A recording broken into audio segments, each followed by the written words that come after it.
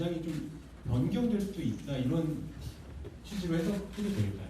뭐 변경될 수도 있고 변경 안 될 수도 있는 거죠. 감독님 생각하는 대표팀 주장의 기준이 어떤 부분일까요? 경험이 좀 있어야 되고 리더십이 필요한 거고. 하여튼 뭐 저는 주장을 안 해봐가지고 잘 모르겠는데 하여튼 여러 가지 필요한 것 같아요. 하여튼.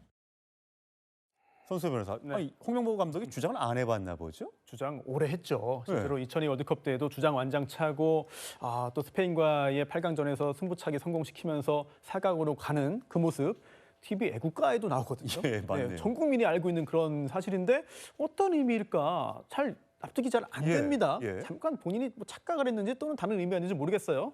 그런데 지금 2002 월드컵 말씀하셨잖아요. 네. 당시에 히딩크 감독도 홍명보 선수를 상당 기간 동안 안 불렀습니다.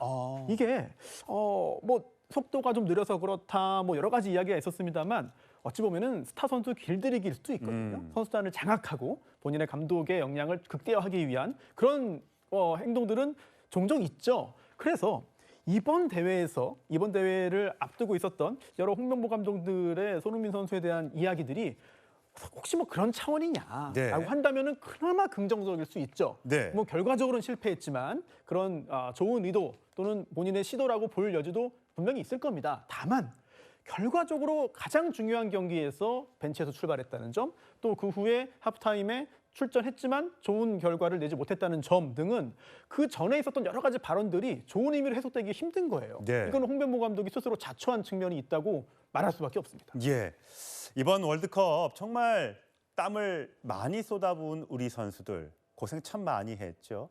기본 수당 5천만 원에 체코전 승리 수당 3천만 원까지 이제 8천만 원을 받게 된다고 합니다. 그런데 이제 문제는 홍명보 감독이죠. 연봉으로 이제 20억 원을 받기로 했는데 2년치 다 근무했다고 치고 40억 원을 받고 그럼 마지막 봉사를 하기로 했다. 봉사라는 말에 20억 원이 과연 어울리느냐? 이제 이런 얘기가 있죠. 강성주 회의원 보면 결국은 클린스만 감독의 위약금까지 포함해서 100억, 홍명보 감독의 2년치 연봉 40억, 140억 원을 쏟아붓고도 실패한 거잖아요. 자, 어떻게 그럼 축구협회 저 돈은 어떻게 해야 되는 거예요? 뭐 그렇다고 뭐 물어내라고 할 수도 없는 거잖아요. 정몽규 회장한테. 참 답답하죠. 이런 이야기가 언급이 되면요. 뭐 대한축구협회가 천안으로 이 축구센터를 이전하면서 코리아 풋볼파크가 개장했는데 그에 따른 채무도 굉장히 지금 많은 것으로 알려져 있고요. 그러다 보니까 더욱 돈 거릴 수밖에 없는 축구협회로 가는 것이 아니냐라는 네. 걱정인데 그렇다면은 허리띠를 졸라매서 더 필요한 곳에 투자를 잘 해야 되는 상황에서 돈이 더 새고 있단 말이죠. 이거는 참 뭐 축구 팬들 입장에서는 국민 혈세로 운영되는 이 축구협회에 대한 비판이 거세질 수밖에 없는 거고요.